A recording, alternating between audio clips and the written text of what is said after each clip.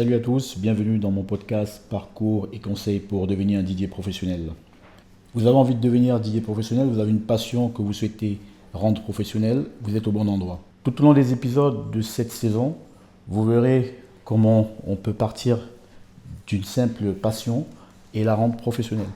Je vous donnerai toutes les astuces à travers mon histoire, mon expérience, 15 années d'expérience qui vous permettront demain de devenir un DJ professionnel.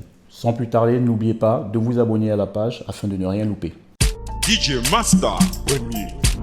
Salut à tous, bienvenue dans ce nouvel épisode au cours duquel on va parler de comment organiser ses playlists afin d'avoir de meilleurs mix fluides et comment gérer son public. DJ Master Premier.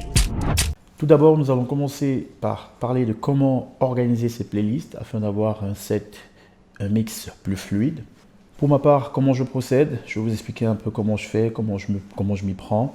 Donc tout d'abord, ce que je conseille, c'est d'apprendre l'histoire de la musique, l'évolution des styles, des genres. Quand on parle de pop, quand on parle d'R&B, il y a une histoire derrière.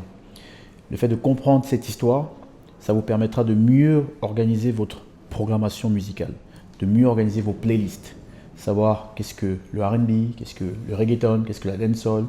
Si vous ne comprenez pas d'où ça provient, vous n'allez pas mieux cerner les styles en fait. Personnellement, j'ai dû apprendre à comprendre comment a évolué la musique, les styles, les genres musicaux au fil des années, au fil du temps. C'est cette compréhension qui m'a permis de mieux organiser mes playlists. DJ Master Premier. Il existe plusieurs manières de classer ces playlists. Moi, personnellement, j'ai choisi de classer par exemple par style, sur tout ce qui concerne les musiques africaines, par registres musicaux. Si je prends le cas de l'Afrique par exemple, je vais faire un classement par style, par exemple coupé-décalé, ndombolo, makossa, bikutsi, etc. Et ensuite, à l'intérieur de ces styles, je vais classer par année. Voilà. Donc ça c'est une question de feeling, c'est une question d'affinité, ça dépend de vous, ça dépend des personnes. Donc il n'est pas dit que c'est la règle, il n'y a pas de règle en fait. Il est également très important de comprendre les différents styles, à quoi ça correspond. On ne peut pas mélanger le coupé-décalé avec le ndombolo par exemple, si on reste sur des registres africains. On ne peut pas mélanger le mbalak et l'afrobeat. Il faut vraiment réussir à bien identifier les registres, les styles, afin de bien les organiser. Donc dans le travail de préparation d'une prestation en amont, l'organisation de la playlist est très très importante. Donc c'est un temps qu'il ne faut pas négliger. Ça demande un temps assez conséquent. Donc je vous invite à vraiment consacrer le temps qu'il faut pour pouvoir bien organiser vos playlists. Ça demande beaucoup d'organisation. Personnellement, comment je m'organise? J'écoute la musique régulièrement. Lorsque je ressens le besoin de télécharger une musique qui n'est pas encore présente dans ma playlist, dans mon répertoire, je la télécharge et j'essaie de la classer immédiatement. Il faut éviter d'avoir une quantité importante de titres à classer, parce qu'après vous êtes débordé et vous ne suivez pas. Moi, ma stratégie, dès que je télécharge, je classe, j'organise aussitôt. Vous avez d'autres DJ qui font ce travail par semaine, d'autres qui le font par mois. Moi, j'essaie de le faire. Je ne me fixe pas de jour ou de fréquence. Dès que j'ai de la musique nouvellement téléchargée, je l'organise et je la classe. Donc voilà, à vous de trouver votre propre méthodologie qui vous correspondra en fonction de votre temps et de votre disponibilité. DJ Master Premier. Donc, qui dit organisation de la playlist dit beaucoup de temps à allouer, dit bonne maîtrise des registres musicaux et dit très bon sens de l'organisation. Ce qui est également important à noter, c'est qu'il faut éviter d'avoir beaucoup de dossiers différents et des sous-dossiers, parce qu'après on se perd et on prend beaucoup de temps lors des événements, lors des prestations, à choisir notre musique qu'on va diffuser. Essayez de limiter au maximum le nombre de dossiers et sous-dossiers que vous aurez à créer pour organiser vos playlists. Ça va vous permettre d'être beaucoup plus fluide et plus dynamique lors des prestations. Pour ceux qui travaillent avec des logiciels de mix comme Serato ou Traktor par exemple, pour ne citer que cela, vous pouvez également organiser vos playlists directement à l'intérieur des logiciels. Personnellement, moi j'ai fait le choix d'organiser mes playlists en 2 étapes. La première étape, c'est une organisation locale.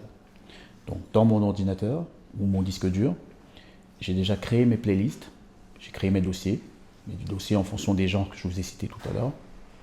Et ces mêmes dossiers, je les charge dans le logiciel. Il y a d'autres personnes qui préfèrent directement faire le classement dans le logiciel, c'est leur choix. Moi, j'ai fait le choix de faire les deux. En local, un classement en local et un classement dans le logiciel. Ça dépend de votre confort, ça dépend également du temps que vous êtes prêt à allouer pour faire ce travail d'organisation. Ma méthodologie peut paraître être un travail en doublon, ça je l'accorde, mais j'ai fait ce choix-là parce que c'est beaucoup plus pratique pour moi et beaucoup plus simple pour aussi avoir un backup. C'est-à-dire qu'en cas de changement d'outil de travail, si je décide de changer de logiciel, j'ai juste en fait à reprendre mon organisation faite en local dans le nouveau logiciel. Donc vous l'aurez compris, il y a aussi un travail d'anticipation, c'est-à-dire que je me projette pour la suite, pour après, parce que le DJ peut être amené à changer ses outils de travail pour des raisons qui sont parfois indépendantes de sa volonté. Donc vous l'aurez compris, il faut être sans cesse dans l'anticipation et la projection. Tout ce qu'on fait, tout le travail qu'on fait, il faut toujours anticiper, il faut toujours se projeter. Donc maintenant, on va parler du deuxième point de cet épisode, qui est la gestion du public. Comment on gère un public? Comment le DJ gère son public? Comment moi je gère mon public? Je vais vous l'expliquer. DJ Master Premier. Donc il y a plusieurs manières qui existent pour gérer un public. Je vais vous expliquer comment je m'y prends pendant un événement et après un événement. Et voire même des fois avant l'événement. Lorsque j'ai une prestation, mon public, je le gère déjà en amont. J'essaie de comprendre et de savoir à qui j'ai affaire, à quel type de public j'ai affaire. Pour cela, suivant le type de prestation auquel je vais faire face, je vais me rapprocher de la personne qui a sollicité mes services pour recueillir quelques informations. Je vais faire un sondage. Je vais appeler la personne pour qu'elle me parle de son public. Quel type de personne elle attend? Qu'est-ce que ces personnes attendent? Qu'est-ce que ces personnes écoutent? On va dire que c'est le premier travail que j'aurai à faire. Parce que lorsqu'on va pour une prestation, on ne sait pas ce qui nous attend, très souvent. On ne connaît pas les personnes qui seront présentes, on ne sait pas exactement ce qu'elles aiment, donc on va à la source chercher l'information. Donc moi j'appelle la personne, on se fait un appel, il n'y a pas besoin d'une heure ou deux pour ça, en 15-20 minutes ça peut être réglé. Donc moi je vais poser des questions stratégiques à la personne qui me sollicite pour l'événement. Je vais lui demander par exemple quelle est la tranche d'âge du public, qu'est-ce que le public aime, quels sont les registres, quels sont les styles de musique que le public apprécie, que le public aimerait écouter. Ça ce sont les premiers éléments qui vont me driver, moi, dans ma préparation. Donc c'est très simple. Avant un événement, vous allez à la source recueillir les informations. Pendant l'événement, le DJ doit en permanence fixer son public pour savoir si le public est toujours à l'écoute, si le public est bien dans la bonne vibe, si le public apprécie le travail. Moi, personnellement, lorsque je prends un événement en charge, j'ai plusieurs phases. Vous avez la phase chill, la phase slow, la phase où les personnes sont posées, elles ne dansent pas encore. Vous avez la phase de danse et vous avez la fin de soirée. Au début, ça me permet généralement de comprendre à qui j'ai affaire. On va dire, prenons un exemple, si en amont je n'ai pas eu les informations, si je n'ai pas eu les informations sur le public attendu, je vais me servir du début de soirée pour essayer de comprendre à quel type de public j'ai affaire exactement. Je vais balayer, je vais faire un parcours de différents univers musicaux, toujours en restant très slow, très chill dans l'animation. Et en fonction de la réaction des personnes, même si elles ne dansent pas, il faut les regarder, il faut voir comment elles bougent la tête, comment elles s'expriment. Si elles adhèrent, si vous sentez qu'elles bougent la tête, ça, par exemple, vous mettez un slow et que la personne chante, la personne bouge la tête, ça veut dire que peut-être que le slow que vous avez mis dans ce registre-là, si c'est un slow américain, si c'est un slow R&B, vous êtes quand même sûr, plus ou moins, que la personne a plutôt des tendances R&B hip-hop. Ça veut dire que plus tard, dans la partie danse, il va falloir aller chercher des titres plus rythmés dans ce registre hip-hop R&B. Je vais faire la même chose avec des sonorités africaines. Je vais essayer de choisir des bonnes petites ballades africaines pendant le moment chill que je vais diffuser. Et je vais essayer d'observer les gens s'ils chantent, s'ils connaissent les paroles, s'ils connaissent le texte, s'ils connaissent les mélodies, si ça leur parle. À ce moment, je vais comprendre que j'ai peut-être un public qui connaît la musique africaine.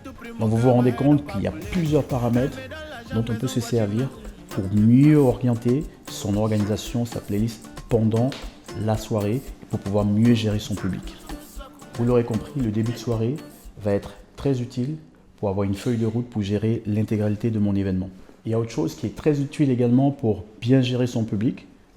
Pendant un événement, si vous êtes plusieurs DJ, le temps de pause est très très important. Le temps de pause, c'est un moment pendant lequel on peut aller à la rencontre des invités, discuter avec, se présenter, dire que voilà, on est le DJ de la soirée, on est la personne qui va faire danser tout le monde, et aller prendre l'information auprès des invités directement, leur demander qu'est-ce qu'ils aimeraient écouter, et le noter quelque part. Et ensuite, lorsqu'on prendra le relais tout au long de la soirée, pour remplacer le DJ qui sera déjà en poste, à ce moment-là, on aura suffisamment d'armes et d'éléments pour pouvoir bien rebondir et mettre les musiques demandées par les personnes que vous avez rencontrées pendant le temps de pause. Ouais, moi personnellement, je ne néglige aucun détail. Je ne néglige vraiment aucun détail. Tout est bon à prendre, tout est bon à utiliser, à exploiter. Donc parfois, on n'a peut-être pas été très bon dans sa gestion de son public lors d'un événement. Il est important, après l'événement, d'essayer de comprendre pourquoi ça n'a pas marché. Donc après l'événement, ça fait également partie de la gestion du public pour pouvoir se rattraper pour un futur événement. Donc qu'est-ce qu'il faut faire? Deux options.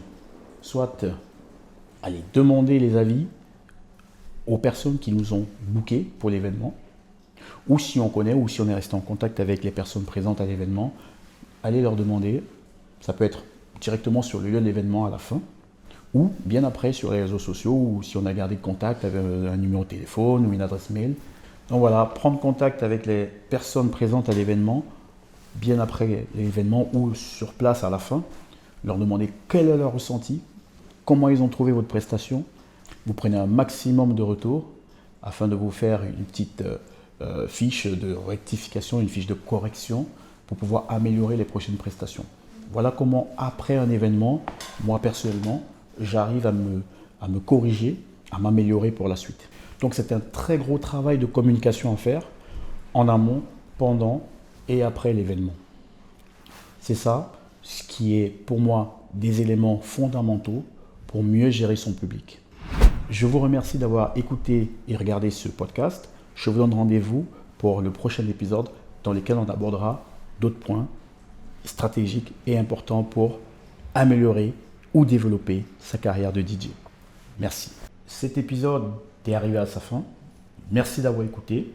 Merci de vous abonner. Merci de partager et n'hésitez pas à commenter. Si vous êtes à la recherche d'un DJ professionnel pour tout type d'événement, alors n'hésitez pas à vous orienter vers la plateforme www.mastaticrecords.com qui s'affiche juste en bas de l'écran afin de réserver en ligne un DJ sur mesure. Merci.